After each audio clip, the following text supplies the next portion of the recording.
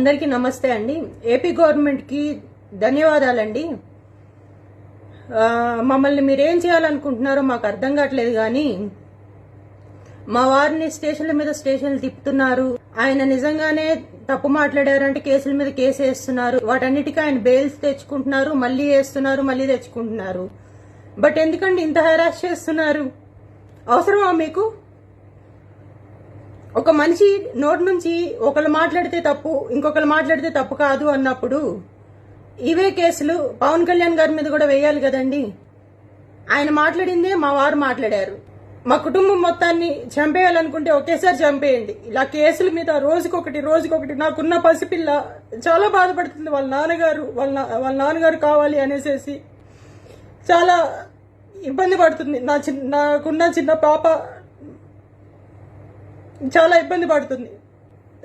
తన మొక్కవన్నా చూడండి, లేదా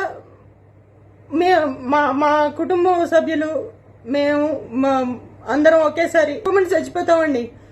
ఎందుకంటే నోట్లోంచి ఒక మాట వచ్చిన తర్వాత ఒకళ్ళు మాట్లాడితే తప్పు లేదు, ఇంకొకరు మాట్లాడితే తప్పు అన్నప్పుడు హింస పెడుతున్నారండి. మీరు కేసులు పెట్టట్లేదండి.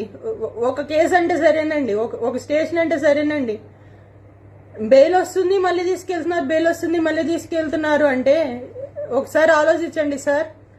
లేదా చంపేయండి, ఒకసారి చంపేయండి, అయిపోతుంది. ఇక మీరు ప్రశాంతంగా మీరు చేసుకోవచ్చు. మిమ్మల్ని ప్రశ్నించడమే మా వారు చేసిన తప్పు అయితే చంపేయండి.